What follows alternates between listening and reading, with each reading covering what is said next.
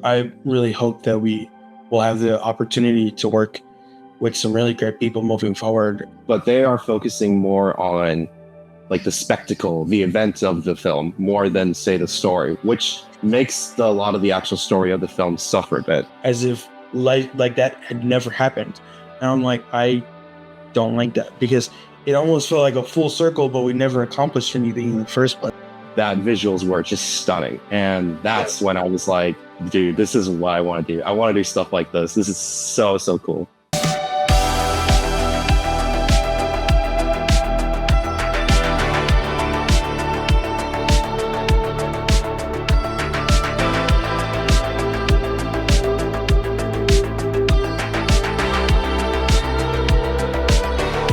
All right. Hey, what's going on, everybody? Welcome back to Beyond the Cut.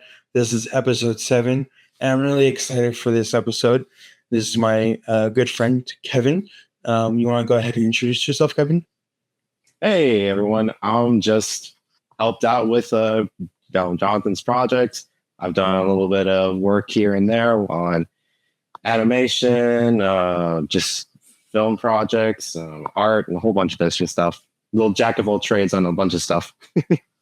Yeah. I just remember when we first met, we were both starting work the exact same day. I never would have expected that we would have done anything that we're doing right now.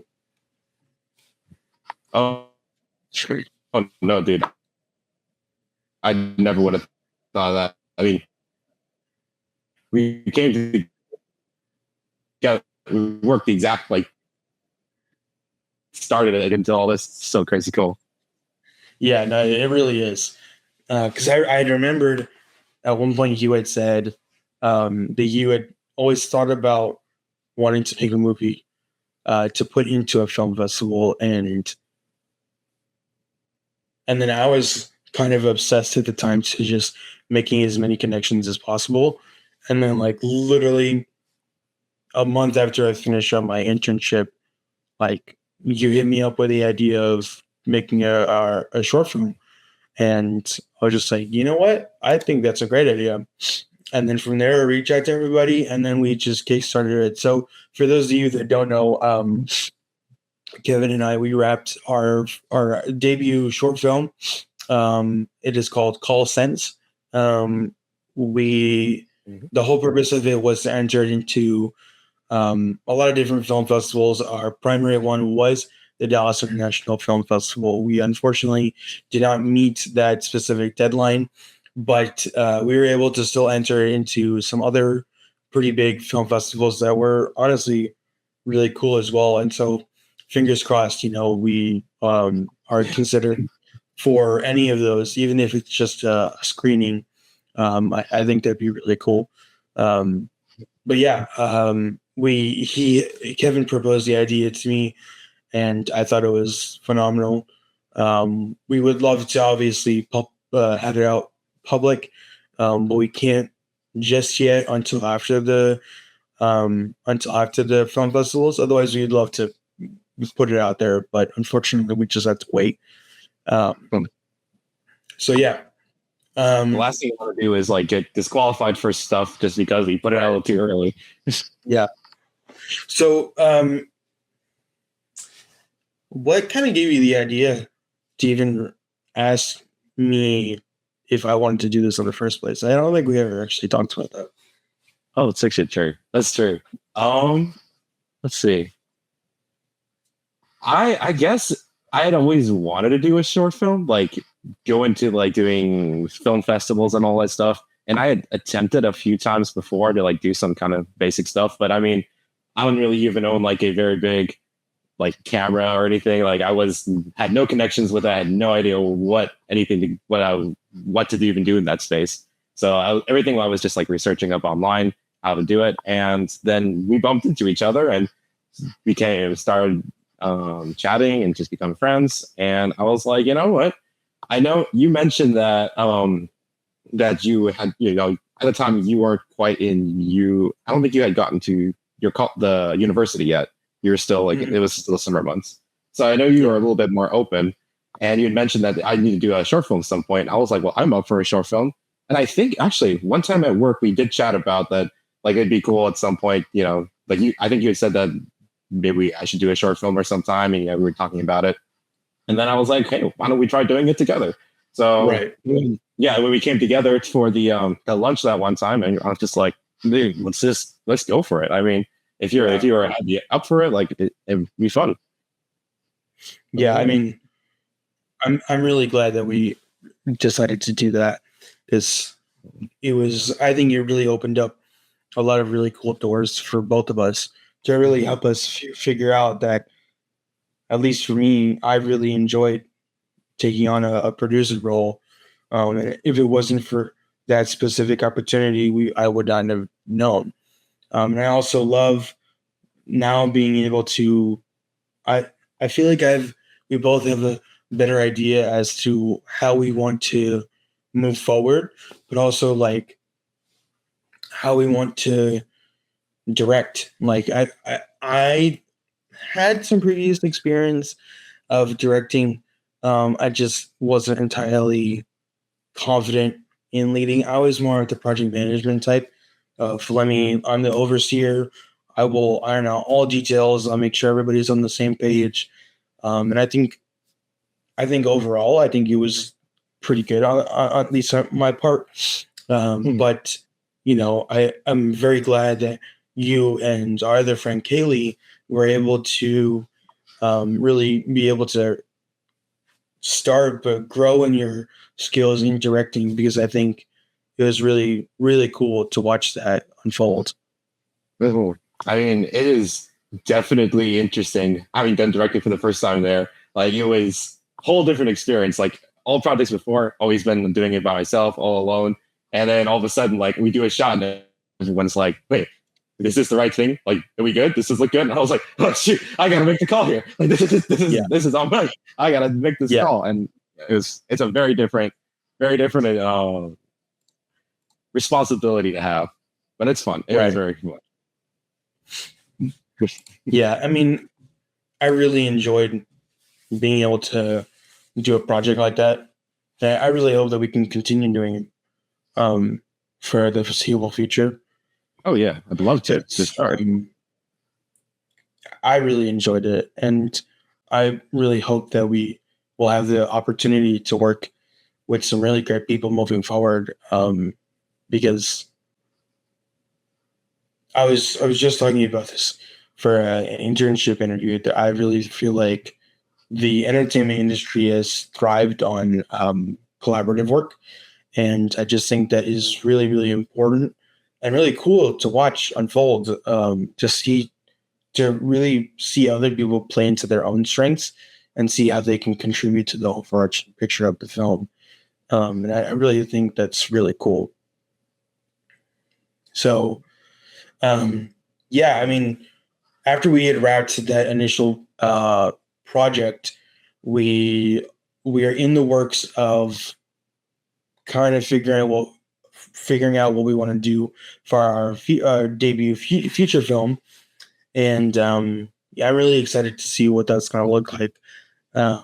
Yeah, I mean, I guess from your perspective, because you're kind of my idea guy. You're the one that came up with the idea for Call Sense. What kind of gave you the idea for that story without obviously giving away too much information? Just like my process of coming up with the idea for Call Sense? Yeah. I mean, the big thing that I look for when I come up with an idea, well, I don't think it'll be like giving away anything, but I guess you see what would work well in that format. Like for I have a problem with it, that where you think of a good story idea, but it's like there's no way you could condense that into a short film, or you come up with a very good short idea and it would never work for a big film, you know? So like for Call Sense, I was like trying my best to like think of, because you came up with like, oh, we need a short idea. So I was like, I need to think of something that's very simple, very basic, something that's not too complex. And I mean, our short film got a little bit complex here and there, but overall it was like focusing on the constraints and trying to work around that. Yeah. And And for Coulson's in particular, I knew a big part of what I was looking for was to make our film stand out. And because I know, I mean, you can have a very good story and a very good characters, but if it's like a very generic kind of like plot and everything, then it's not really going to stand out amongst other people. And that was the main goal for like, if we're going to go to a film festival or something, like, how do we get this, make this stand out amongst the other people? Because obviously, it'll be our first film. We're not gonna. We're gonna go against like the pioneers and the best of the best here, technically for some places. So it's always looking at what can we focus on to make it stand out. And of course, for this one, I was like, what's a weird, different idea? Oh, we can do something about a phone. Like I don't know how much I'm supposed to spoil for it because we haven't released it yet. But yeah, but it was just looking at something very, very different to try to make off a story of. But yeah, no, I mean, I 100% agree because this kind of goes into anything when it comes to filmmaking or producing, is that you want to play into your target audience, obviously, but you also want to make something you're going to enjoy wanting to make, but also make something that you hope people are actually going to watch. It's going to stand out enough that people are going to, if you're working for a major studio or something like that, or if you're producing something like that, you want to play into your target audience so that you obviously see that, but you want your audience to watch your trailer and say, yes, I would love that. That's a very unique concept, although it does have some similarities because we want to play into the idea that it is similar in concept, but it's different enough so that when people see it, they're just like, oh yeah, that's good. I pay money to go watch that in theaters because I don't know. I feel like for me personally, I feel like a lot of movies nowadays are. It's interesting because of the progression of technology, production quality has gone up higher and higher, and I've been very impressed with that. It's just the quality of the script, the quality of the content itself, I feel like has gone downhill very, very low.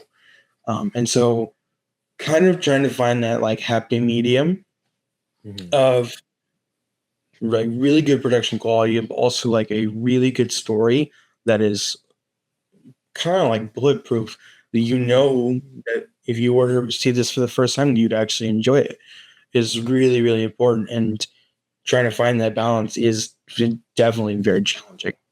Yes. I will say the movie industry right now, which I would not say is a bad idea, but they are focusing more on like the spectacle, the event of the film, more than say the story, which makes a lot of the actual story of the film suffer a bit. Like I know, like we could say the Minecraft movie, for example. It was a very different kind of story. It was more focused on like, oh, it's Minecraft in film, It was an interesting watch, but the main idea was it's the spectacle. It's the big event that everyone comes to see. And in that way it did really, really well. I mean, it was one of the biggest movies of the past year. And so, that focus on events will make theater going very lucrative, I guess, for businesses. So, but I feel like, as you're saying, yeah, a lot of the recent films are focused more on that spectacle than the actual like storytelling and the actual like developing the characters in such a way that they're more memorable after you leave the film. I think there is a very good way you can merge the two of them, but it's a balancing act. It's a very tricky balancing act. Yeah, it's tough because I don't know. I feel like okay, I recently watched Crime 101. Oh yeah, that film. Right. Yeah. Here we go. You go. Yeah. So I've always been into action movies. I've really enjoyed, like, my favorite franchise probably of all time is probably the John Wick franchise. Because you know, pretty much between 1 to 4, I mean, it's kind of the same story. Like, not much changes, but I'm all about the action. Like, you're not really seeing the same thing twice within the movie, in addition to the 4 movies that are in it, plus the spin-off that they produced, which was the ballerina. You didn't really get the same.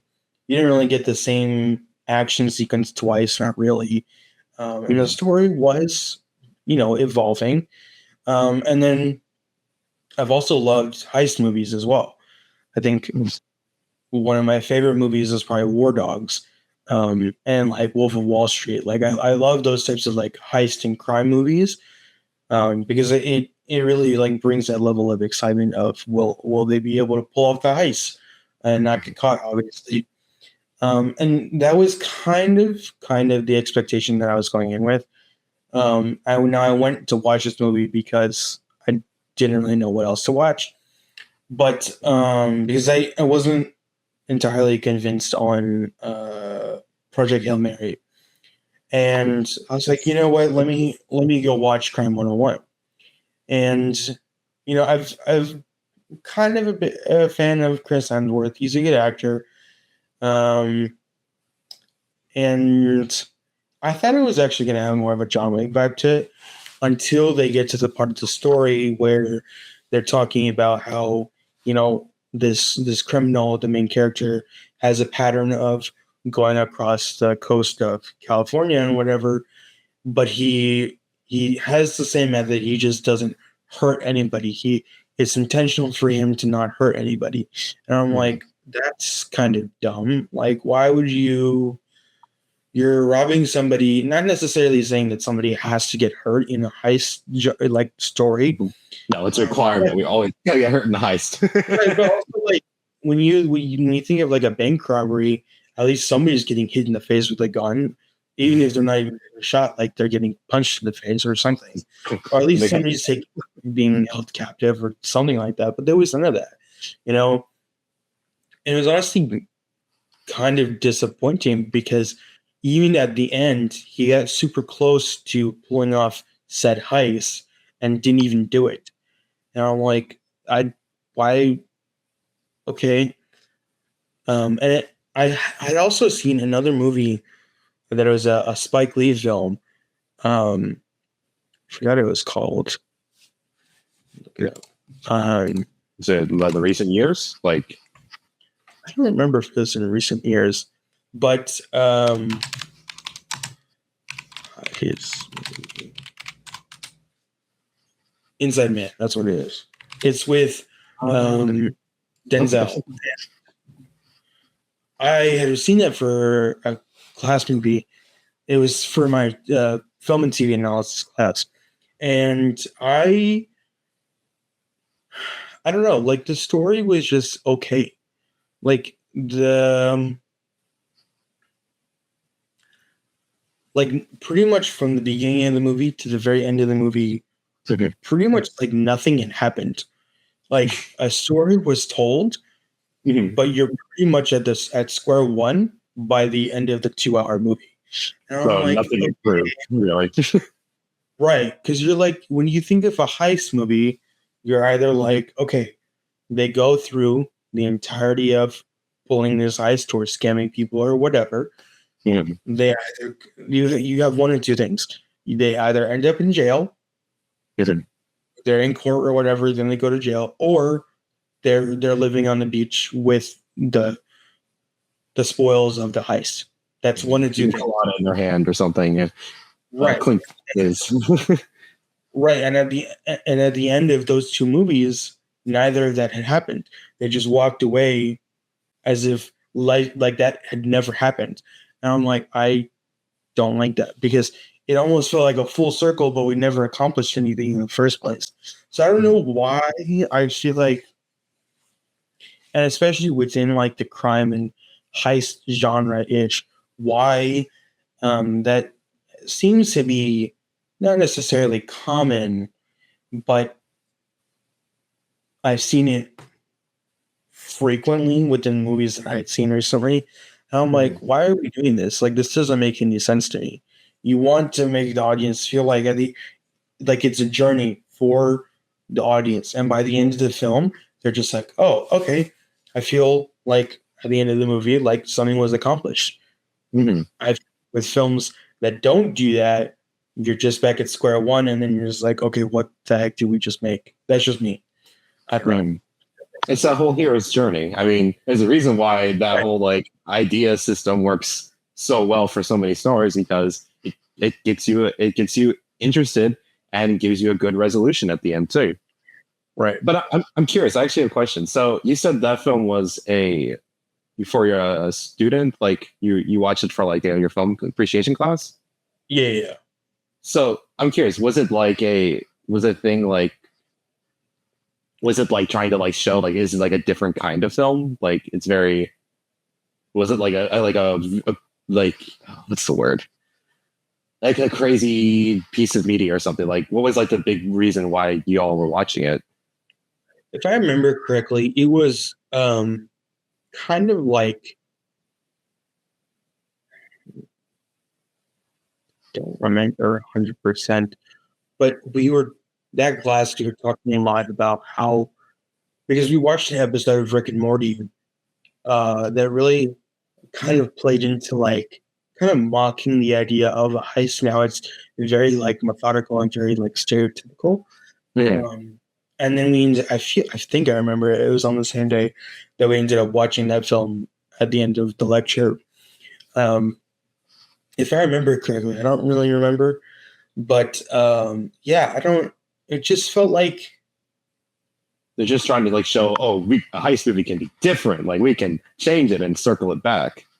I guess I mean, because the interesting part about Inside Man was the main criminal. He pretty much did a foreshadowing of everything that was going to happen at the very beginning of the movie, and it really like played out afterwards because it was he recorded that video of him pretty much foreshadowing everything after the heist had already happened, and so they were going. It was almost like a playback in the beginning of him talking about that, and so I thought that was interesting because I had never really seen that before, and but at the end of the day, it still felt like nothing happened. That I've always because I was at least taught in like middle school and high school writing of like the different acts of and the different phases, and again like you said like the hero's arc. um Yeah. you need to have the setting, you need to have the conflict, you need to have the resolution. I forget all the parts of it, but you need to have those key parts of the film in order to have the full arc, you know? And Right. it felt like those key parts were missing, at least within like Crime 101. It was just like, okay, the main character grew up as an orphan and used these heists to reach that goal in his mind, and that goal was reaching that certain amount. By doing kind of the same thing, pulling the same jobs, and he wouldn't stay in the same place twice, which is why he would work off the coast because he would pull different jobs. And so it was that part was a little bit unique because I haven't seen that part of the film where he would hit certain parts, but it was like the same concept of like that detective who's obsessed with finding this one guy who he's been obsessed with for forever, and then he's following his patterns, and then at the end of the day, he is right. But to me, it just didn't feel like anything was accomplished. So to me, I'm just like, let it kind of when I went in to watch the film, I was paying more attention to the camera work because the camera work of Crime 101 was very well done. But it was just the story that was definitely suffering because we're just like, what are we doing here? Like we have done nothing. why are we doing nothing? Like, I don't know. That part it just seems a little weird because I'm just like, the story needs to convey something, and it's not like the audience needs to feel different and like something inside them changed after they watch something. Like they shouldn't be the same after they watch something when they were before. That's just me. Yeah, that's a tricky thing to hit though. Like that is like when you know you've got a good film. When you walked out of there and you're like either inspired to do something or like if you're a different person, that's when you know like we've got something special. And there's only a few films I can say that I felt that way. I mean, most films that I really like are very much like, you know, you walk out and you're like, that was a good film. I enjoyed that. Probably watch it again. But you know, but the films that, like you said, leave something with you and you change by it, those are powerful. Those are so powerful. Yeah, when I think of that specific genre, I think of like the Creed movies or the Rocky movies, or even like. I need to watch more of those. Oh my goodness. Oh, you need to watch Creed. Creed is amazing. I've missed out on some of those the newer. Yeah, because I think I watched the originals. I haven't seen Creed yet. I need to get back and watch some of those. Yeah, those are really good. The training montages are my favorite because the camera work is so much better than the original. Obviously, but just progression and budget. Yeah, for real. What else?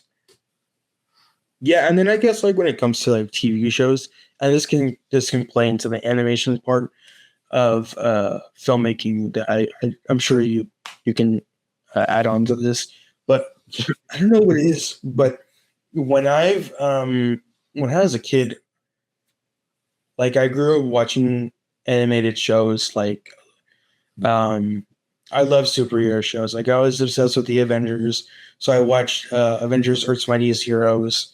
I did watch The Amazing Spider-Man for a little bit. Was it The Amazing? Like the 2000s, the early 2000s. It might have been. And then my favorite show was Iron Man Adventures. That was a smaller show. They only did 2 seasons of that. I really wish that they would have done more because that was arguably like my favorite show. Just because it really it conveyed a different part of Tony Stark's story, which was as if it was he became Iron Man when he was a teenager, as opposed to he was a full-grown adult. And it really played into like his relationship with his father that wasn't touched on in the movies. And when I got older,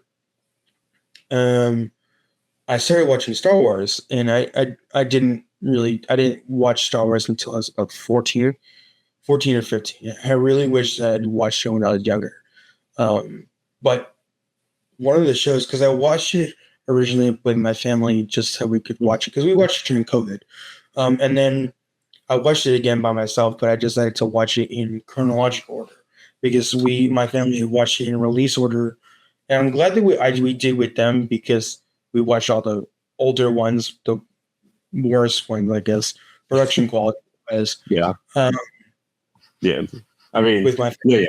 Yeah. Right. And so I'm glad that I watched that with them because they got out of their system with the fact that, oh yeah, the CGI and the production quality wasn't as good, whatever. But I'm glad that when I watched it by myself, I watched it in chronological order, and that was including all of the animated shows. And so, because I looked up the chronological order, yeah, I did from episode 1 to episode 9, including every single show. And to this day, probably my favorite show of all time has been Star Wars Clone Wars. Okay. I don't know if you've seen that, but it like genuinely changed my life. And I don't say that about any other show. It was just watching the progression, chronologically speaking, from episode 2 from the Clone Wars to episode 3, which was Revenge of the Sith. Between those two movies, we're talking about 7 seasons of an animated show. Those 7 seasons played so much into really how it wasn't just like a flip of a switch for Anakin just to turn to the dark side.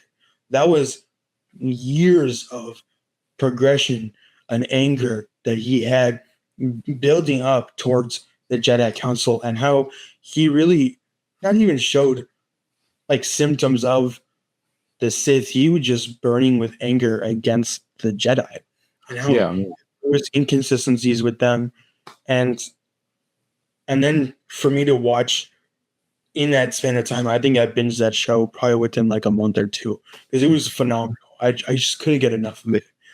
How many seasons are there? There's 7. I don't know how many episodes. Dang, I didn't think it was that long. Shoot. I mean, I was in, I want to say 10th or 11th grade. So I still had a little bit of free time. And so when I would work out, I would watch that show. And at night, like I was like always watching the show, and it was phenomenal. And so when I've been thinking about this more recently, of how kind of tying it back to what I was originally saying was, I feel like some animated shows are arguably some of the most powerful tools when it comes to filmmaking, because in its own sense, there isn't arguably, and you can definitely correct me if I'm wrong, it feels like there's less production work that goes into animating a show than, because I don't know this area that well, when it comes to animated shows, you write the script for the episode, you have your voice actors coming in, and you have the animators animating it as you're going, or even prior to the actors coming in and voicing it. I might be wrong, but it seems to me like there's less kind of like on-site production logistics going on than there is of like a live action movie that you're actually working with the actors themselves, and they're not just like talking to a mic. I'm not trying to downplay animation by no means, because I know it's very intense, but if we're doing a comparison between the two,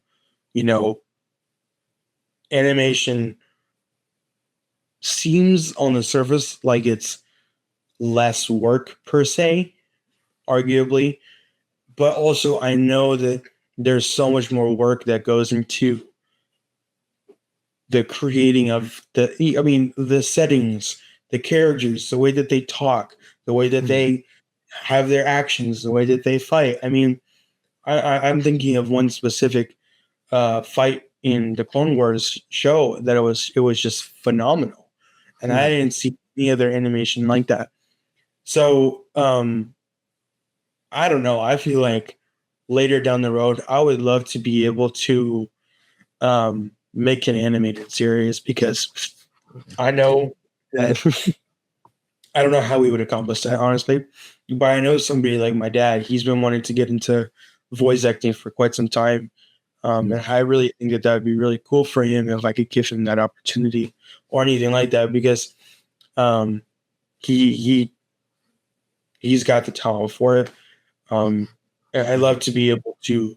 I'm all about giving people the opportunities that, one, I wouldn't give myself, but two, also so they can clearly know, yes, this is what I want to do, or no, this is not what I want to do. And so, do you want to go in depth from your perspective, since you've worked in animation before, of the intensity of a animated film or show? Like how difficult it would be to make one, or the process? Sure, yeah. Well, I mean, it really depends on the studio, right? I mean, every studio will do it differently. I know you said that a lot of studios, I mean, if you're talking like Family Guy or Simpsons or something, if I could be wrong about it, but I do believe like, I mean, they already have the characters and a lot of the like animation already kind of set up. So all they have to do is just like once you record, just go right into it, just animate everything. I mean, that's kind of what most of the time most studios do. I know something like, what was it? Disney's old animations. What was that one film?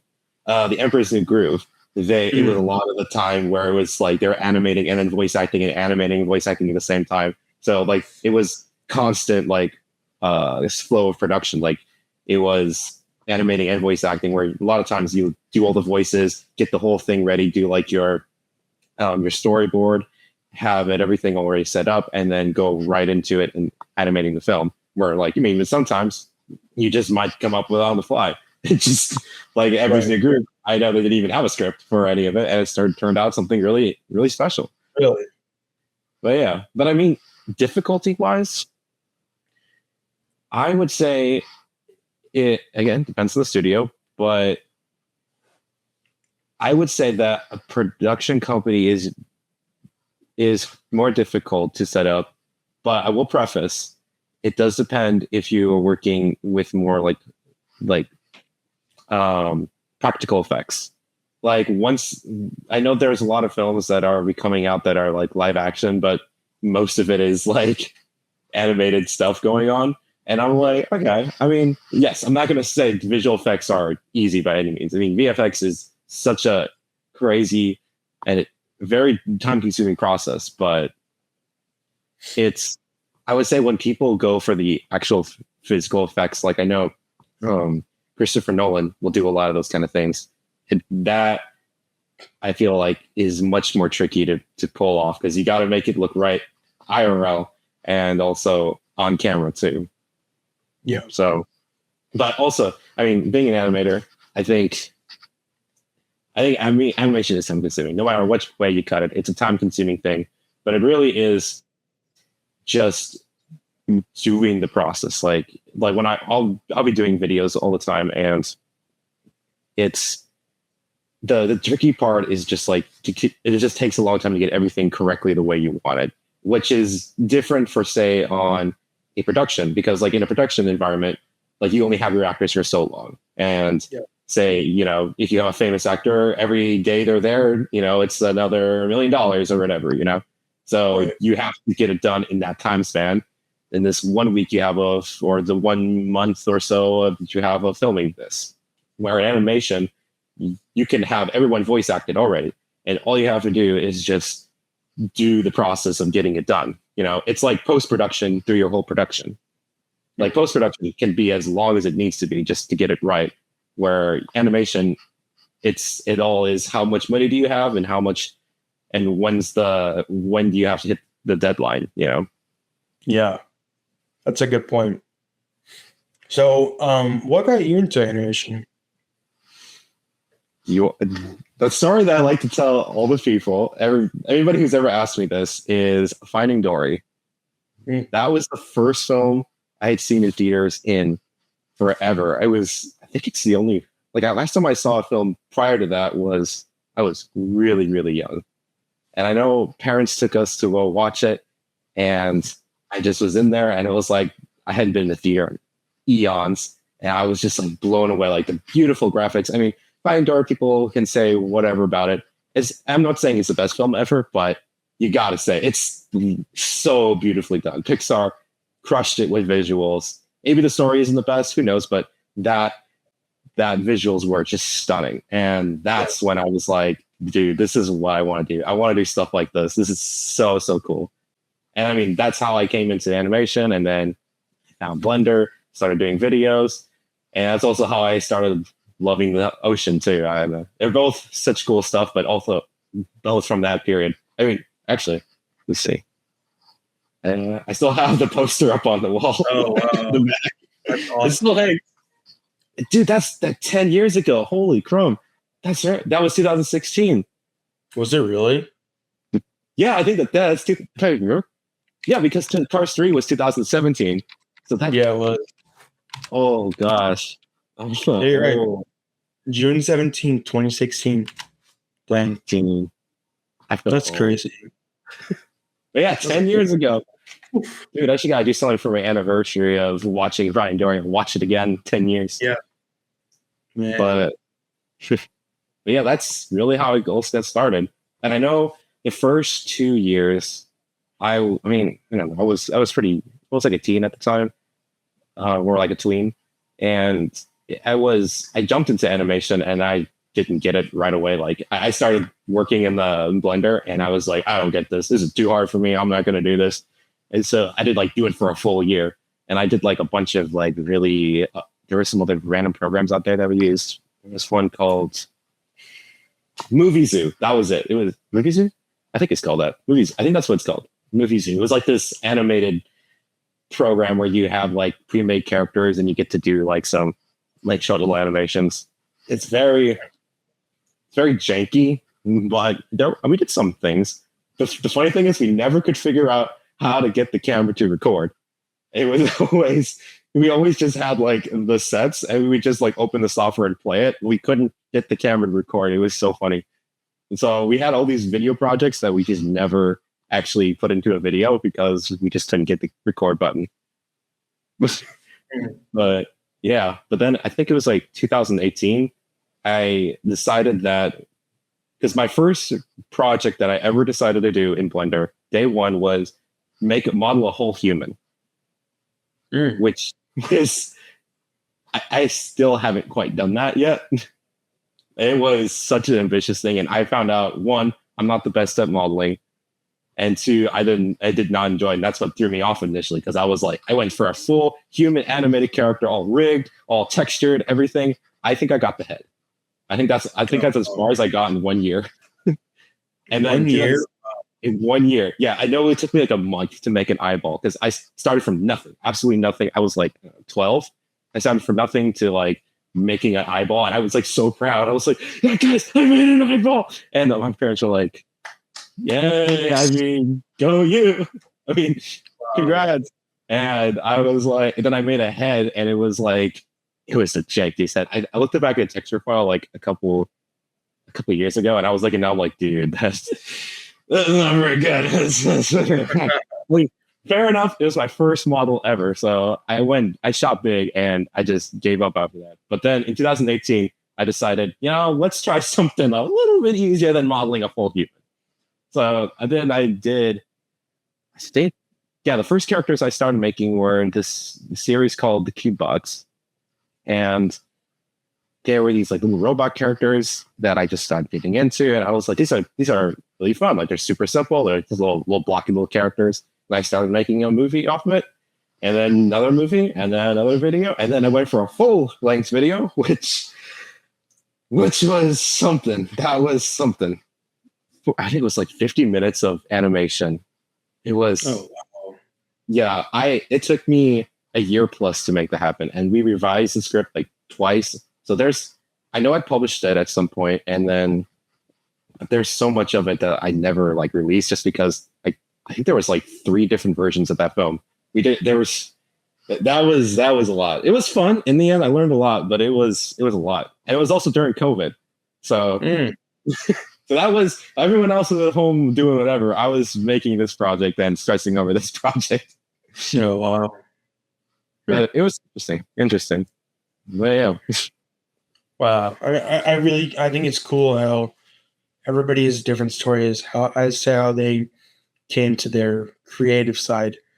Because even talking from previous episodes, my friend who was a producer, and then our friend who was an actress, just like how everybody has a different journey as to how they came to where they are right now. I just think that's really, really cool.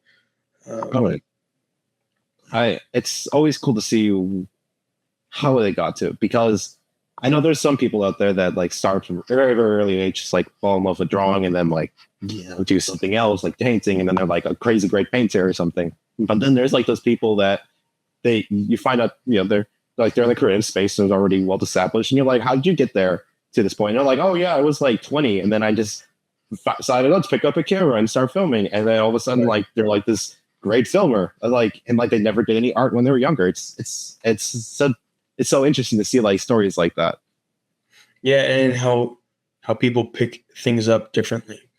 Like some people might take a while, and some people might be able to pick it up really easily. Because I'm trying to learn more about cinematography because it's an art form, I think. Oh yeah. Oh yeah. Um, and unfortunately, I won't be able to take real or get real hands-on experience for cinematography pretty much until my last semester of college. So it Oh, is a okay. little disappointing. Yeah. Because I still have to, there's one more prereq that I have to take, and that's going to be next semester.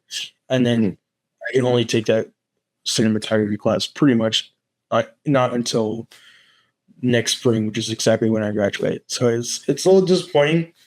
I guess that's kind of the only thing I'm looking forward to, I guess.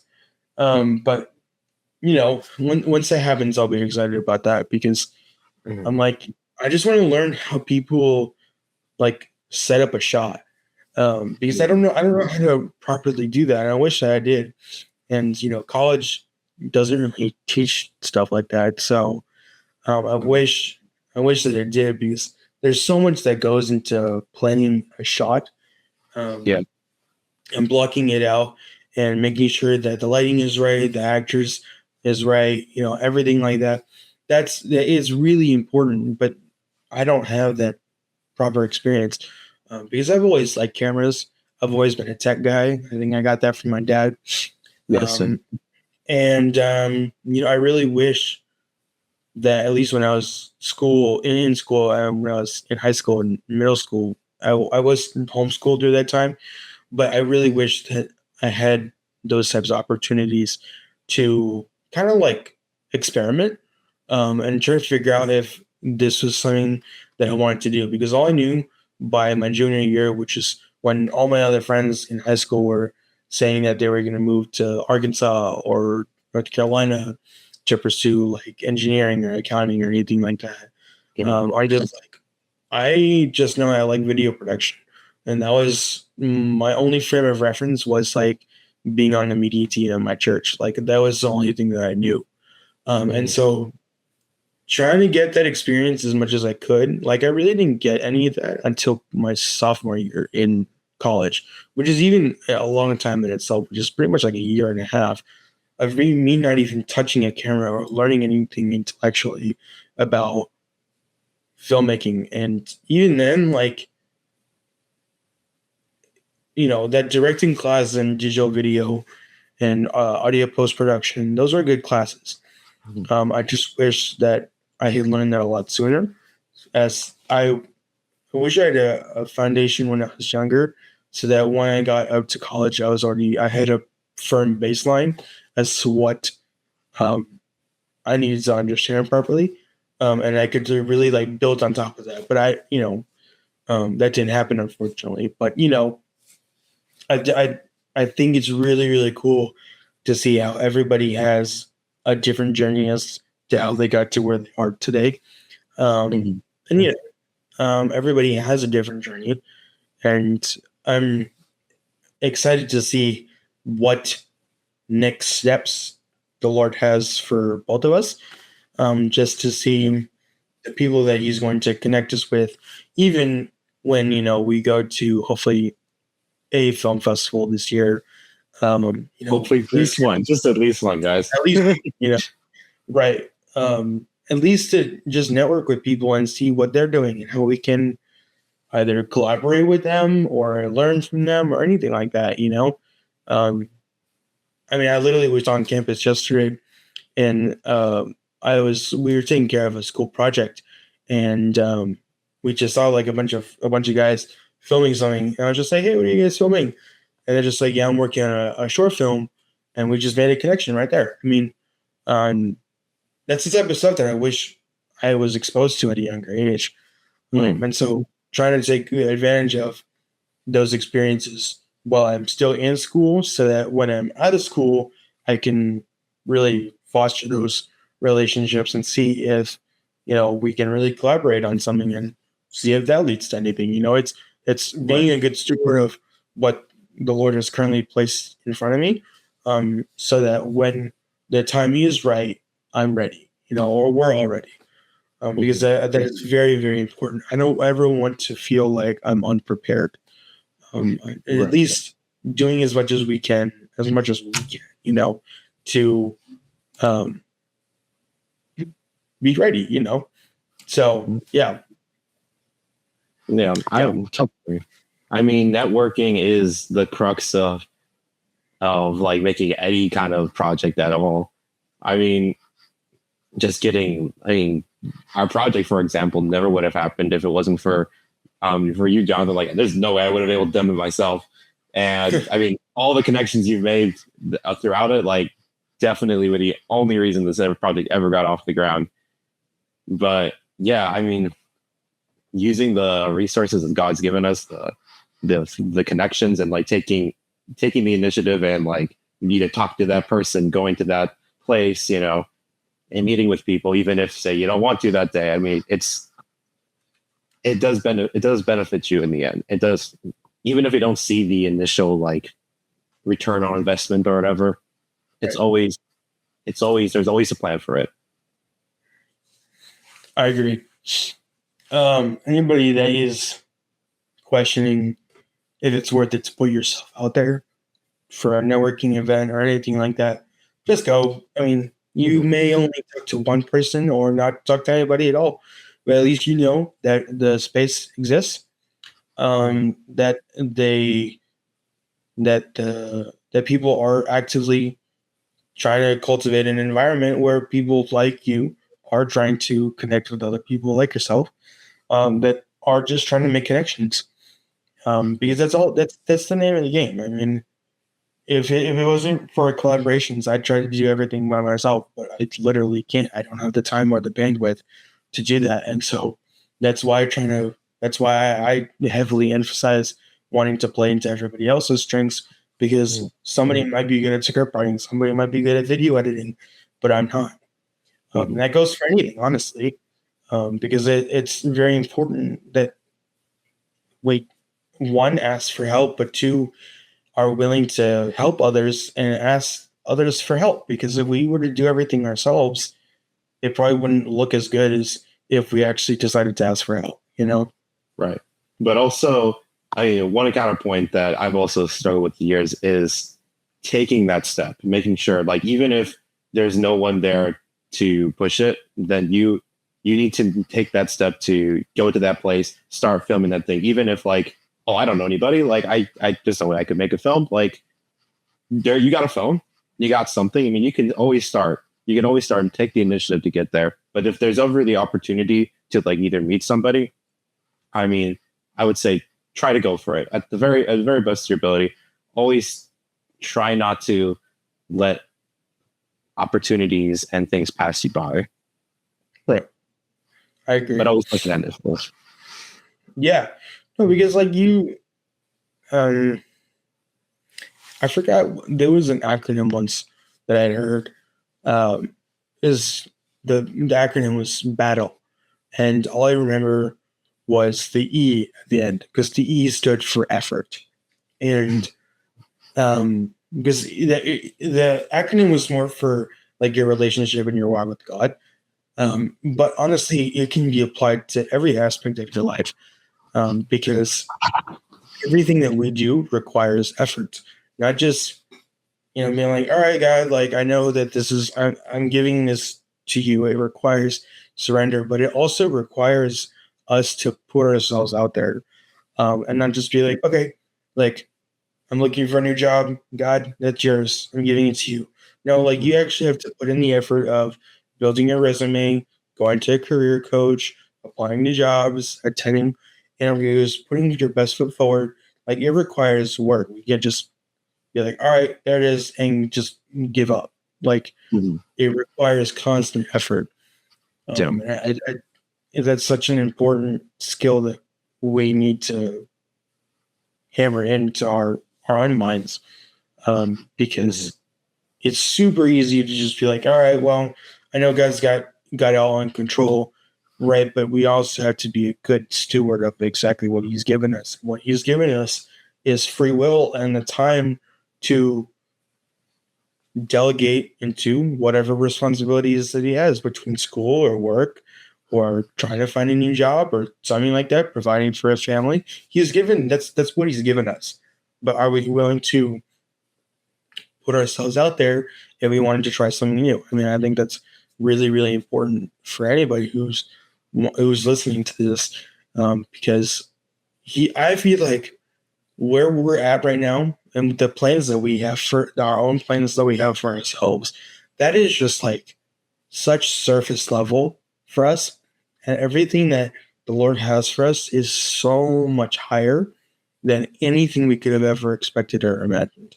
But it requires us to not only remain steadfast in his word, but turn to him, run to him, and ask him for help, ask him for guidance. Because if we don't, we're just going to end up drowning. And that, I mean, it's going to suck. So Exactly. Yeah. Yeah. So, going back to what we were previously talking about, is outside of Finding Dory, was there any particular animated movie or show that really kind of like changed your perspective on filmmaking, or kind of like changed your life the way that I explained that the Clone Wars did? Who is it? This is tricky. I mean, there's one film that I don't know if it changed my life so much, but it did change my perspective on how to tell a story, I guess. And that was the Tron Legacy. That one really stuck with me, just with the world building and the characters and such.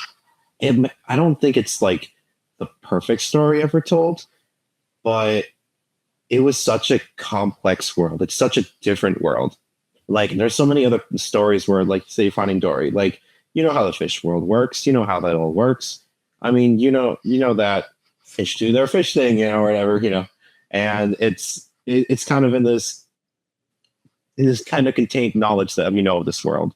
And even something like a fantasy world, like, say, Lord of the Rings or something. I guess it's not perfect analogy, but like, you kind of know the flow of like a fantasy kind of environment. But Tron was so different to me, and they did a good job explaining everything and making such an interesting concept. Like, with the whole, I cannot remember their name for the life of me, but the beings that got created from just that place existing, like you remember. And then of course, like, you nuke them all.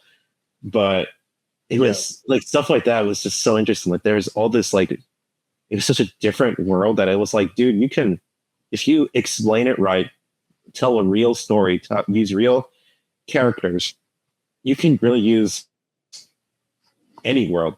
Like, it doesn't have to be just, everything that's on Earth. It can be the most outlandish and craziest thing ever.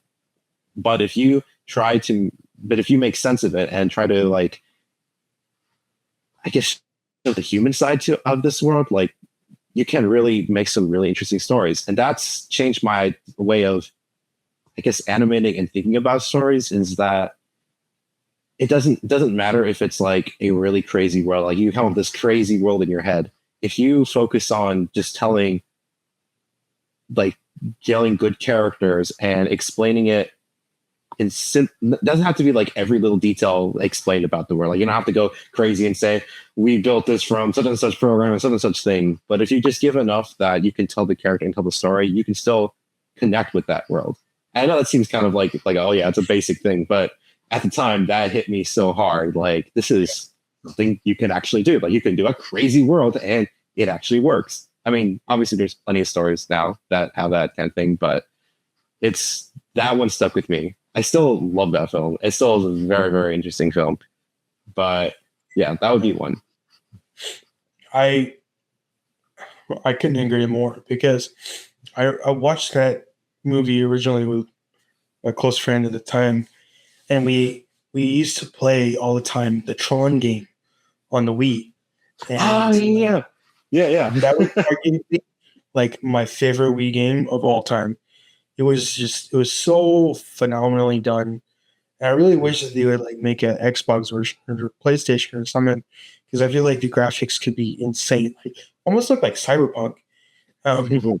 Dude, there's a golden game that one of the best Wii games is the Speed Racer video game. The movie's okay, but the Speed Racer video game on the Wii, peak, absolute best. Anyway, Really?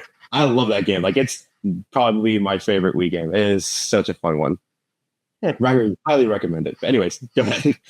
That's all right. Yeah, and I mean, I was obsessed, like you said, with the world building. Like, I never really seen a movie like that before.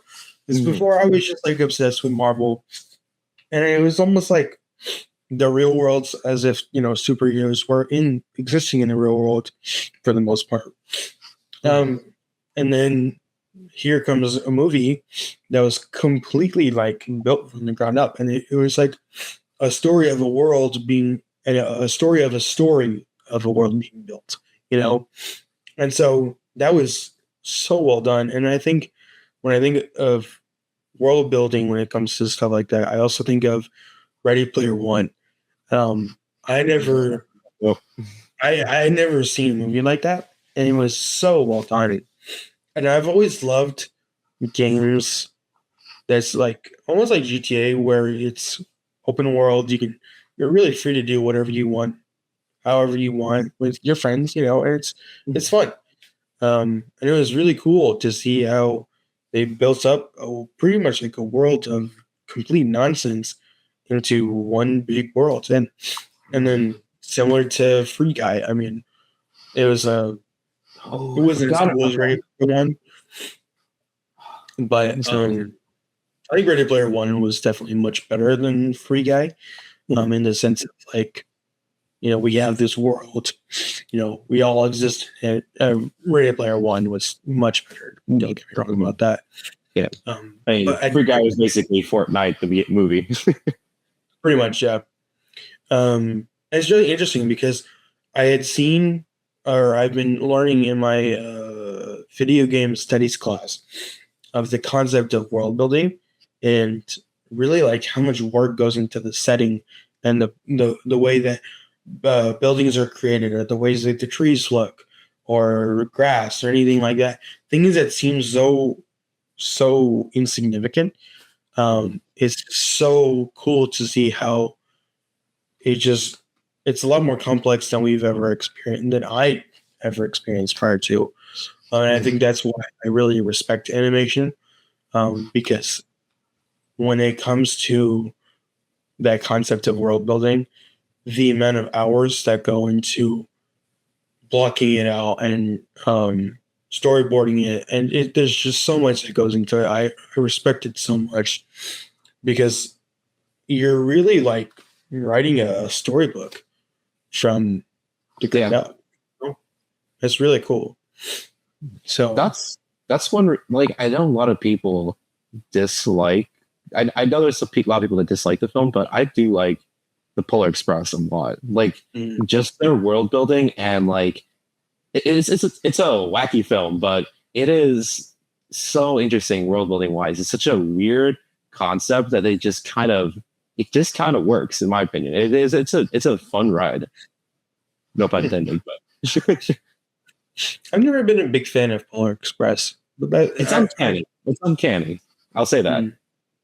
But yeah, sorry. Go ahead. You're good. I mean, I don't know. I just feel like there's a lot that I feel like as audience members we took for granted with like older animation, older filmmaking styles. Because I think of like the original Transformers movie, like to date, I don't think I've ever seen more advanced CGI. And considering that movie came out in 2007, like I don't know if there's anything like it. Because even when they came out with what was it, Rise of the Beast, it just didn't hit as much as the original Transformers did. Obviously, Michael Bay was the best. It was interesting because I feel like he single-handedly created such a great fan base and then kind of ruined it with the last one. It was really weird. What's the line? Like, either you die the hero or live long enough to see yourself become the villain. Yeah, pretty much. Harvey Dent from Harvey Dent, right? Yeah. I mean, I'll say like Davy Jones. back in the Pirates of the Caribbean, like that CGI was insanity. Oh And yeah. then like all that was so interesting to see. And then like now you have some of the more current Marvel movies where you're like watching and you're like, hey, this is a modern film compared to such an old film. And there was a film that I watched recently. What's it called? There was some film I watched a little bit ago, and I was watching it. I was like, "This is really, really good." And at the end, it was like made in 2005. I was like, "What? That was crazy animation for that." And I also watched Avatar too, the first one just recently. I hadn't watched it though. I hadn't watched Avatar before, and I was yeah, it was insane. And I'm like, this is 2001. I'm like, this is insanity. Like, it is so crazy. Yeah, I mean, it didn't surprise me that it's still pretty much the highest grossing film of all time. Yeah, it doesn't at all. I don't even think the second one even did the second one beat it? I can't remember. I think the first one. Yeah, I think the first one.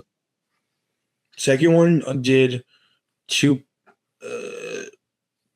billion something, and then the third one did not do as well. And I think if they're going to continue making them, it's just going to progressively get lower. And they got 2 more in the books, I believe. I know they already got the 5th one announced, and the 5th one, I believe, is already being either made or planned. I'm a little bit like, I mean, I guess it's not the greatest franchise ever. It's a really good first film, and the second one it's there. Yeah, it's a film. The second one was okay. The third one, I didn't even watch it because I wasn't. After seeing the trailer, I was like, "Yeah." The second one was good. Avatar is the funniest franchise to me because it's it's insanely big. It's like $2 billion for each film, but like where have like if you go to like any fan con or something, like that's not usually like it's not a very big franchise. Like it's not a very big pop culture icon. Like everyone's like, oh yeah, I've seen it, but it's not like you go anywhere and everyone's like loves Star Wars or loves whatever film, like Back to the Future or something. But then like more people have seen Avatar, but like no one like it's like not as much fan reaction. It's such an interesting franchise to me because it's like it's so huge, but also like so small and fan like reaction. Like who like barely anybody remembers the main character, Jake Sully. Yeah, right. So it's such an interesting one. I don't know how they did it. I don't know how that all happened. This is interesting. I don't know. Yeah, I really don't know. But there's definitely there were pros and cons that went into pretty much being in the top 5 or top 10 highest grossing films in movie history. That's insane. And to think that James Cameron did that, I mean, that's crazy. And pulled off Titanic too.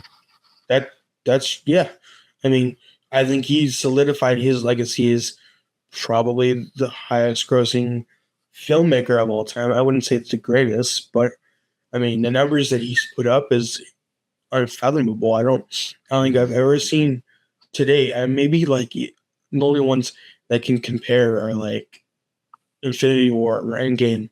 But that was like I think it was Russo brothers or something. I can't remember the name. Anthony Kevin Russo, or I think, or something like that. And that's interesting because I think Doomsday is coming out this year, if I remember correctly, in December. Yes. I'm interested to see how that's going to go because, their quality of filmmaking has gone down significantly. Since 2019, Marvel has gone down. I arguably really, really, really far down. I think the only good projects that they've had has been probably Loki and was good. I'd like to think Daredevil Born Again was also a good one. Moon Knight was a good one. Mm-hmm. Pretty much their shows. Their shows were bangers, really. I wasn't the biggest fan of Falcon and the Winter Soldier. I thought it was okay. Oh, yeah. And then WandaVision was also okay. I think Doctor Strange 2 was good. I was not a fan at all of Black Panther 2.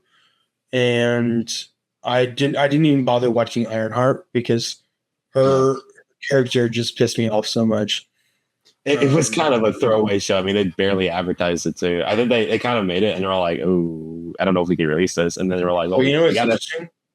Because I've seen people make edits of Ironheart because there's a line where Riri Williams says, "Do you think Tony Stark would be Iron Man if he wasn't a billionaire?" And then it literally plays a clip of back in the original Iron Man when Obadiah Stane was yelling at his scientist saying, Tony Stark was able to build this in a cave with a bunch of scraps, and then it goes into Iron Man or whatever. And so it's interesting to see how Marvel almost forgot their own script of everything that they wrote, what they tried to reverse. I'm like, why would you do that? Because you already know that pretty much without the original Iron Man, Marvel kind of would not have existed. Like he pretty much got the ball rolling for all of Marvel, right? And then you're kind of dissing him and the movie itself in another project. Like that just it's too contradictory. That's the one thing. Yeah. Like Ironheart as a character, I thought could have been really cool. When I first heard it, I mean, it wasn't crazy hype because I mean, at the time, Marvel isn't had the great track record, but I was like, it could be cool. Like, you could make something interesting. You could make a really interesting story based like in the shadow of Tony Stark. Like, there's still something cool. Some kind of hero comes from it. Like, they're inspired by them, but it was kind of a little bit of a slap in the face to them. And I was like, you could have done that better. There could have been a better way of doing it, but just my opinion. Well, I agree because even in Falcon and the Winter Soldier, I was not happy at all that because if they were intending on passing down the mantle from the main characters being Iron Man and Captain America, if you were intending on passing down the mantle, you have to choose the right person. The right person who was supposed to take up Cap's mantle was Bucky. It should not have been Sam. I'm just saying that might be a hot take. I did not enjoy Falcon and Winter Soldier, and I didn't even watch Captain America: Brave New World because his character was just so meh. And I think the relationship that Bucky and Steve had they had so much more history of them going from best friends to enemies and then back to best friends. Yeah. Like, and then Sam just shows up out of nowhere in Winter Soldier, and then he just becomes the new Captain America. Like, to me, it shouldn't work that way. And then for Iron Man, if they were wanting to pass the mantle to somebody, I think it should have been one of two people. I think it should have been either Peter Parker, because he was clearly a protege of Tony Stark. Clearly, obviously, he was going through an identity crisis because of Tony's passing, and also he's Spider-Man. But like, he could have still taken up his mantle. I don't know if he could have handled the pressure of it, especially from seeing it of Spider-Man No Way Home. I don't know if he could have handled that type of pressure. But it should not have been Riri Williams at all. Or even if they weren't going to do Peter Parker, they should have done Rhodey. Because they were best friends. Because I thought before they had announced Ironheart, I thought that they were going to release Armor Wars, where Rhodey was basically tracking down everybody that had stolen a piece of Stark tech, and he was the main character of the show, still being I think I was Iron Patriot at the time. But I was expecting that, and I would have probably watch that. And even after seeing the CGI from almost how fake Riri Williams suit looked as opposed to the just like the authenticness of the original Iron Man armor suit. Like it just looked fake. As if it was I don't even want to say it was AI generated, but it just looked fake. As opposed to good. No, I'm just saying. I mean, you're kind of right, but I'm curious. Like, why didn't they make like a War Machine movie? That could have been really interesting. Mm-hmm. Like that could have been cool. But yeah, anyways, I don't know. I find it interesting that they decided to that after I'm sure all these projects bombed, that they're just like we're gonna stop making. They're gonna start focusing on quality instead of quantity. And around that time, if I remember correctly, that's when they had announced that RDJ was coming back as Doctor Doom. And for anybody that doesn't know, Chris Evans is also returning. I mean, he's coming. Yeah. It's rumored of who his specific role is, but it's pretty to me. It's pretty obvious that he's coming back as Captain Hydra. I pretty much was like Storm or anything. That's who? Oh no. Yeah, that was a one-off, and that worked well for for Deadpool. That's a bit. It really was. It was hilarious, but I highly doubt that he would come back as Johnny Storm or as Captain America. Well, doesn't he have like one of the trailers? Didn't he have like a baby or something or a kid? He did. So maybe we'll just get the game back together again. I guess that'd be something. How are they gonna fit that in a one movie? I'm still, yeah. It's gonna be over 3 hours. I'm calling it now. But even so, like I'm baffled. Like they've got all of X-Men they've got to throw in. They got the original 3 Thor, RDJ, and Chris Evans. I mean, man, I just blanked on Thor's character, Chris Hemsworth. Yeah, those 3, and they have also the Fantastic Four and Doctor Doom. They have, I think, Spider-Man's supposed to be in it still too. Yeah, I mean, they've got Loki that is going to be a main character. I mean, I don't know how they're going to explain that. And on top of it, like just like the story of how basically Iron Man became Doctor Doom in this universe. Like there's so much. Like I'm dead curious to see how they're going to pull it off because it is just so much in one film. Oh, and also the Thunderbolts. Thunderbolts are in it too as the new Avengers. Don't even get me started. Oh yeah, and Falcon and his group, or Captain America or whatever. There's a lot of people. Mm-hmm. That's why when it's interesting when they made a meme after Endgame where Doctor Strange looks at Wong and he's just like, "Is that all of them?" He's like, "What? You wanted more?" That's true. I forgot that Doctor Strange is in this too. Yeah, they are bringing in everybody. It's going to be like a budget. A year after Doomsday, they're releasing Secret Wars. I mean, movies are probably going to be 3 hours long. I mean, there's no way that they can fit all that in 2.5 hours. Mm-hmm. And my thing is, I had seen some market research done where they were running numbers, and they basically said that in order to even break even for Doomsday, regarding everything, regarding marketing, production costs, and paying their actors, they would need to do $2 billion in box office to break even. To break even? Break even. So it's like $1 million budget. Pretty much, yeah.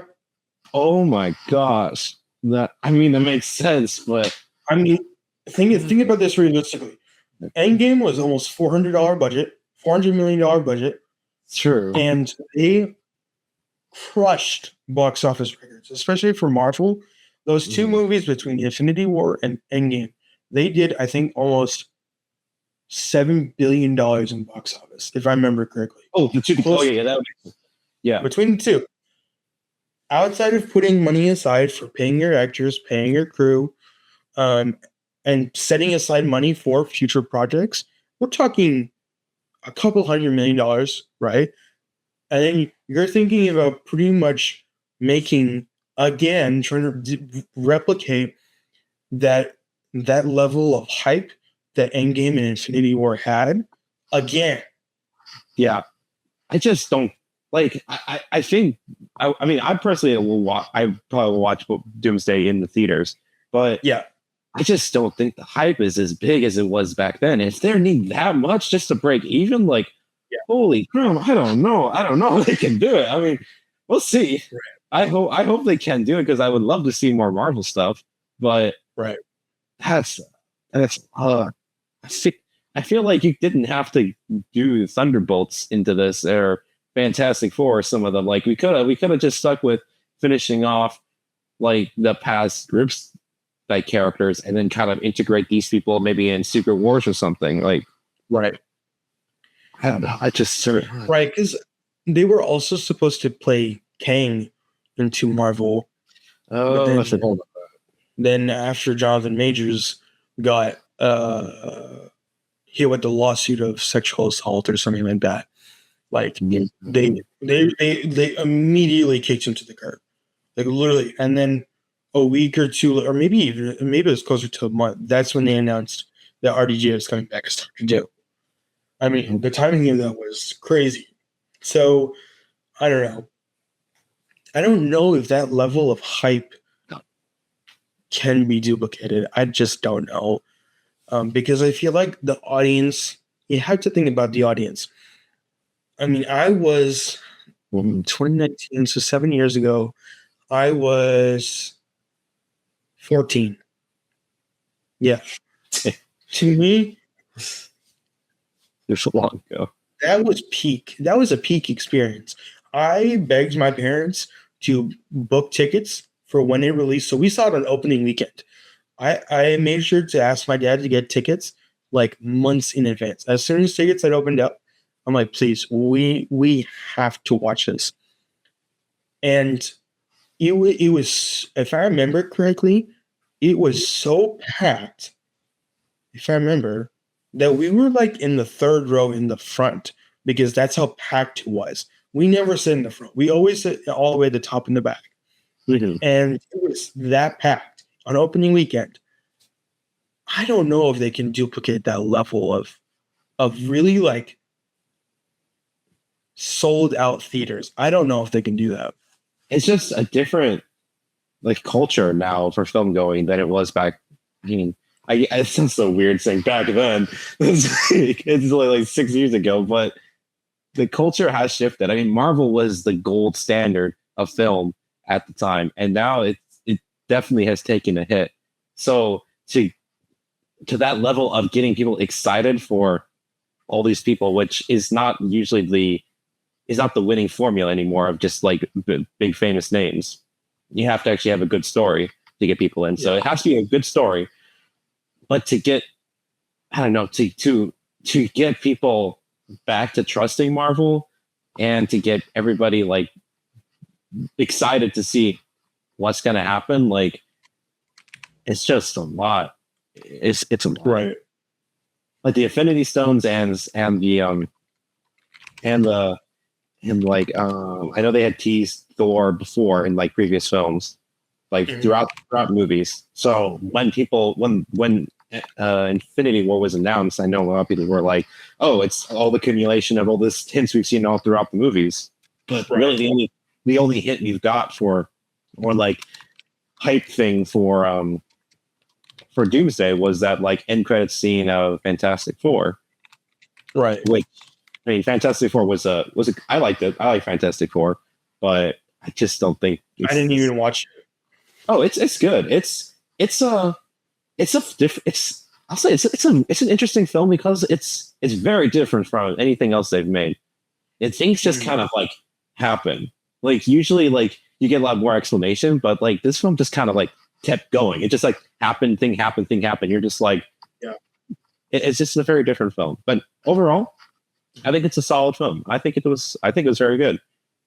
I enjoyed it. but I just don't. It's not the best film ever. I mean, Captain America: Winter Soldier is Yeah. definitely way up there. I loved Iron Man. I mean, Spider-Man films. They're just banger films. And I mean, I loved Age of Ultron. I thought that was the Yeah. best event film. That film is really really good. Yes.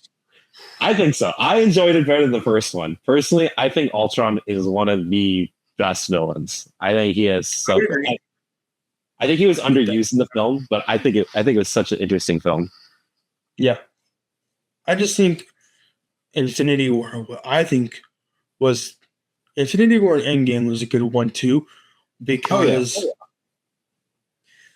I think the build up for Thanos was so well done.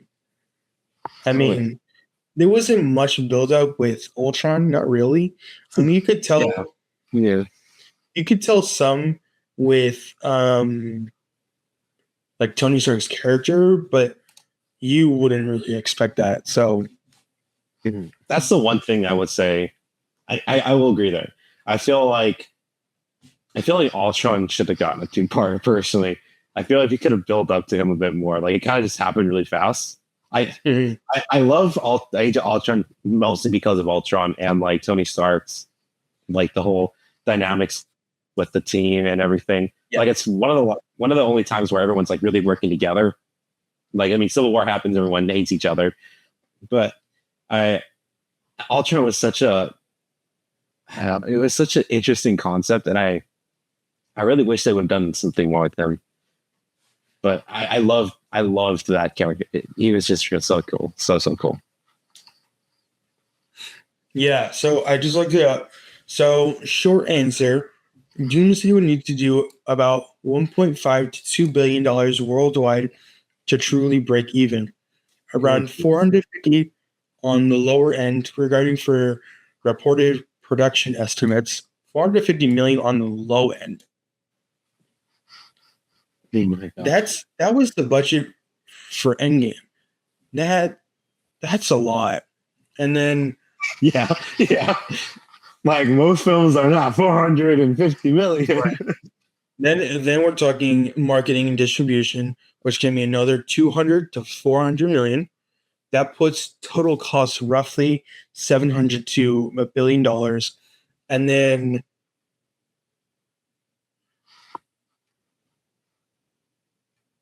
yeah, it would need to do 2 billion. Good. I hope they make it. Really hope they do. But that is such a high bar. It is such a high bar. I think they have unrealistic expectations of their fan base, especially after they put such a bad taste in their viewers' mouth after all the bad projects that they put out after Endgame. Yeah. And especially because they really didn't put out pretty much, like, I would say, arguably any good movies after Endgame, because I did not like Thunderbolts at all. I didn't watch Fantastic Four, and I don't know. No Way Home. No Way Home was pretty good. No Way Home, yes. Okay, yeah, you're right. No Way Home was a good movie, but to me, I could not watch Thunderbolts with a straight face because their attempt at replacing the original Avengers was so terrible. I just couldn't bear it. Because I feel like I like the concept that they were a group of misfits, and they had no reason to come together. I totally agree, because that was the whole reason that the original Avengers came together in the first place. However, Shield kind of orchestrated them coming together, whatever, to a certain extent. But this really felt like a completely group of random people who, yes, did lose close loved ones, whatever. It just didn't feel like it felt right.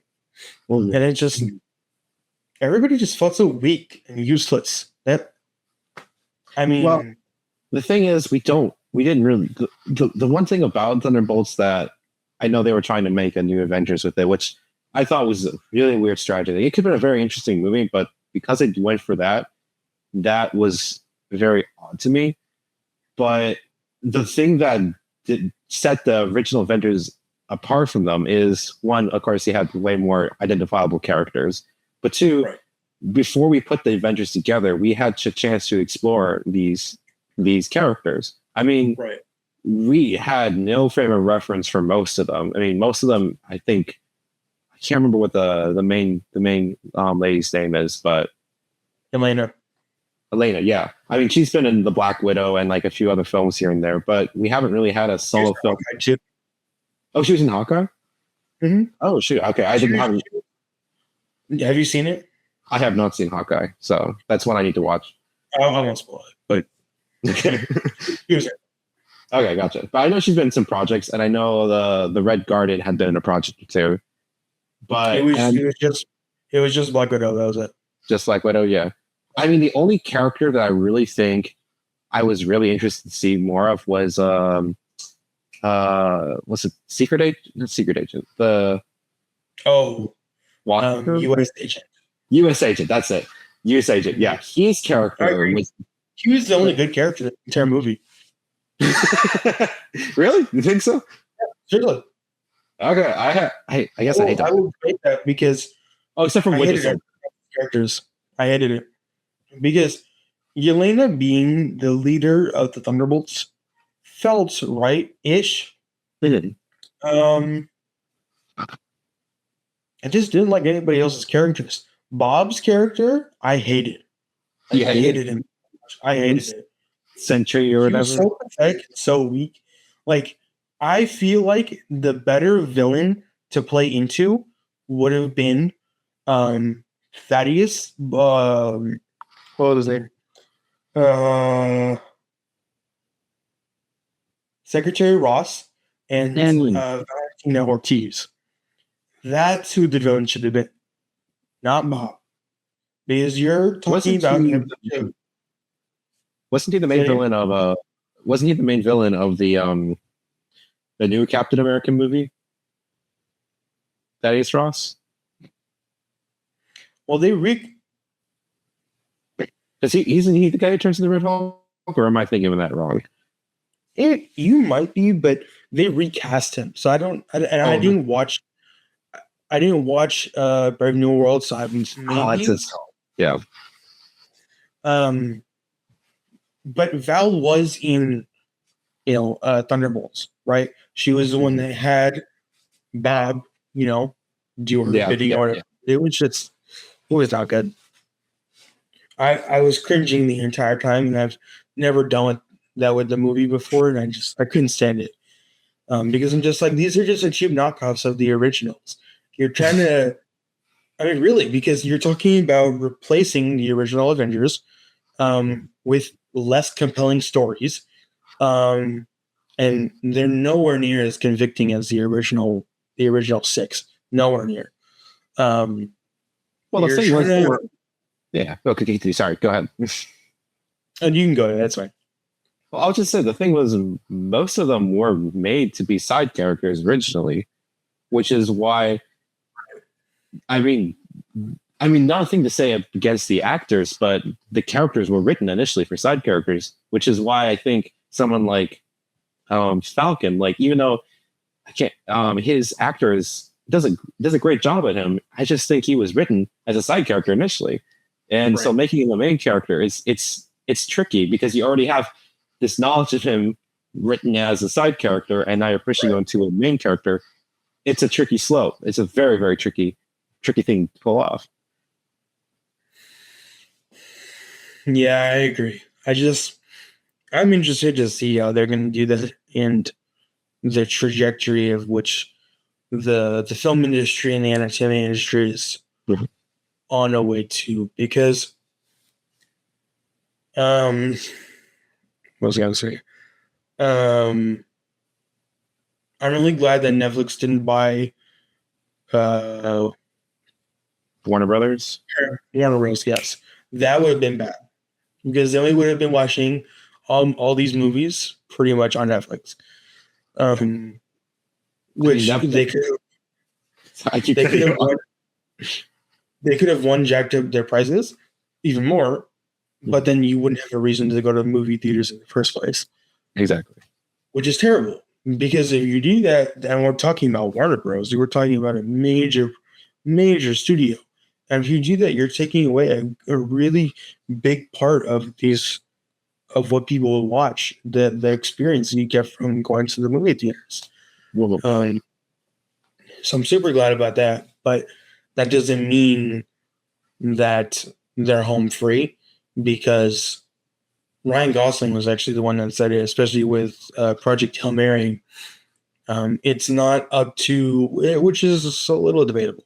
He said it's not the audience's fault for not watching a movie. It's actually the studio's fault for not making a movie worth watching. And I'm like, okay, I agree to a certain extent, because yes, it is, when you really boil it down, yes, it is the studio's fault, but also it's up to the audience as well. Like, it's twofold, because you had a good story. For example, Fall Guy. Fall Guy was another Ryan Gosling movie. That was a good movie. I thoroughly enjoyed that one, so but it bombed. It only did $140 million in box office, and you would have, and especially with the way that Project Hail Mary is doing, with easily over 400 million, like, you would think you would have had that same success. But it was a good story. It just bombed. So it's like, you can have a good story and it could bomb, or you can have a bad story and do well. Like, Lilo and Stitch, the movie. it's that's the challenging part of really, again, target audience. Yes. But that's also the thing. Like, you could do like a census or something like that to try to understand your audience. But if you're mass producing this worldwide, there's no way that you're actually going to be able to appease everybody. Like, it's not possible. No. You have to aim for a particular audience, but also, right. I mean, Fall Guy is a tricky film because you have to think, why is a person coming to the theater to watch a film? And Fall Guy is tricky because it's an action film, right? I guess I haven't really seen the whole thing, but it's a very different action film. It's a very odd one. It's not like a memeable event kind of film. It's kind of a weird one. It's a hard sell. It could be a good film, but you also have to think, if you're a regular person, you just wanting to watch a film for something. I mean, you can watch Fall Guy, which is yeah, or you could try to watch maybe a new heist film that came out, or a new mystery film that came out. You kind of know a little bit what you're getting into, where this is kind of a very big risk. Yeah. I mean, not to say weird films don't take off. I mean, there are plenty of films that are a little bit odd and outlandish, but you also have to see what kind of audience you're trying to hit. Yeah.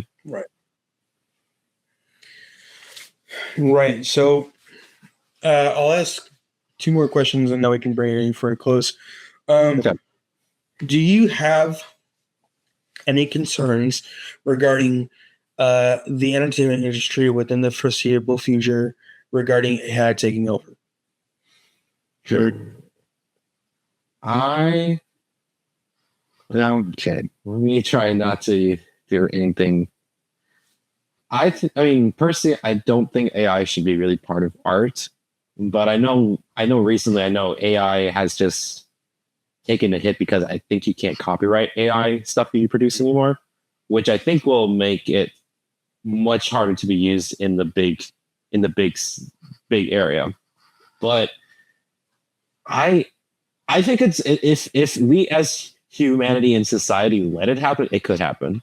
It's really entirely up to us what we want to watch. And companies are going to do whatever they can do to cut corners and make it cheaper. I mean, that's what a company does. That's how it works. The question is as a society, are we going to be okay with AI generated films? And if we are, then I would say it's gonna happen. It will happen. If we tell people, if we tell companies with our money that we're fine with this, then that's the future we're going to create. Yeah. It really depends on the customer and the consumer where AI, how much AI will take over. Mm-hmm. Yeah, that was well said. Because I saw a post on Instagram a little while ago that there was a specific film. I don't remember what it was. I didn't take too much time on it, but they were using AI to bring Dolph Lundgren back to life. Because I guess he had passed away. I don't remember when for this film, and so he would have been completely AI generated, and as if he was talking and acting, even though he was completely passed away, and they were essentially bringing him back to life. And I'm like, okay, so that's kind of the line that people have officially, because after it was on Instagram, people were like, do not do this. This is so wrong morally. Like, do not do that. Because who's to say that they're, if they really don't hunker down on these laws regarding AI, who's to say that they're not going to continue doing that? Right, exactly. They're not. It's if it's open, they're just gonna do it. Like it makes sense on a business standpoint. Yeah, because I don't know. When I saw that, I think that was probably the first time that I was almost a little threatened by AI. And up until this point, I hadn't, because when I had done my previous episode with my friend who's a producer, I had asked him the same question.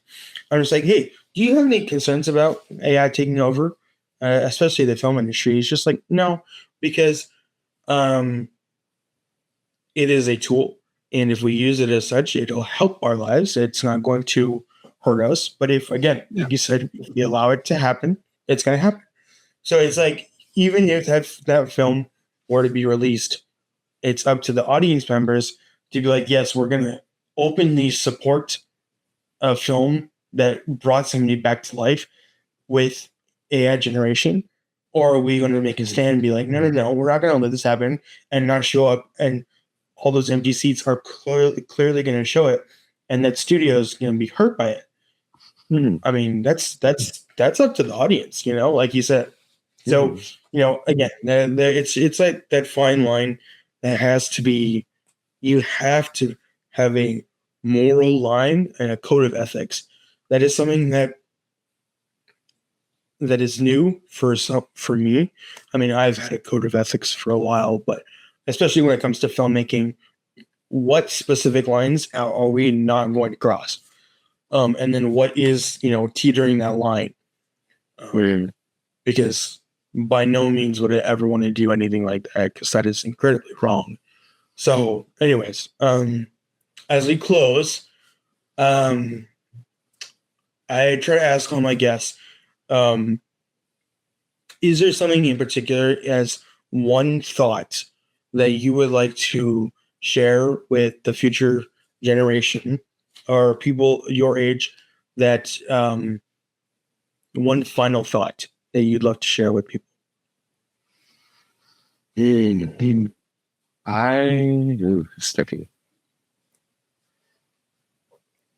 would say don't ever worry about that your project or your idea is not good enough, or that you're not ready or good enough to start something, because that is a huge hindrance. I've seen so many people over the years where they're like, I don't think I could do this thing. I mean, myself included, just because I just don't think I'm not that good. I've never done this thing. I never started this. I mean, I want to do this huge project right off the bat, and I don't think I could do it. I'm like, well, don't get bogged down with thinking that you're never, because of your not your limitations, but like you don't know these kind of things yet. You've never tried it. You've never experienced this yet, and don't think that makes you lesser just because you haven't done it yet.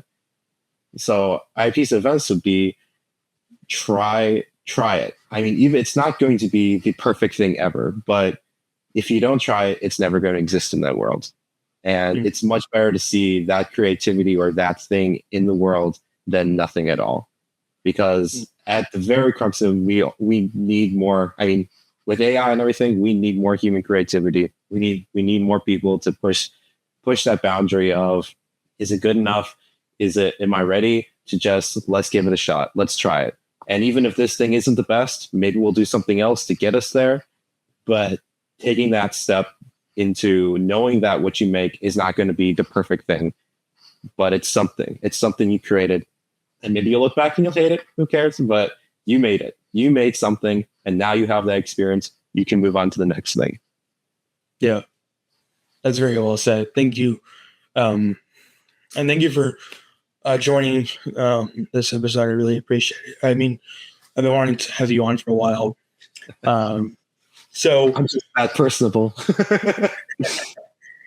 Alrighty, thank you guys so much for watching. I really appreciate it. I always try to send you guys off with a blessing from number 624 through 26. May the Lord bless you and keep you. May the Lord make his face shine upon you and be gracious unto you. And may the Lord lift up his countenance and give you peace. Thank you guys so much for watching. I really appreciate it. Thank you for all the support. Please like and subscribe and follow for more. And definitely share with your friends and subscribe. I'm going to set a goal. I'd like to hit 50 subs by the end of the semester. So that's in a month. So definitely like and subscribe and share with your friends. And thank you guys. Thank you. I appreciate that. Thank you guys so much. I really appreciate all the support, and have a great rest of your week.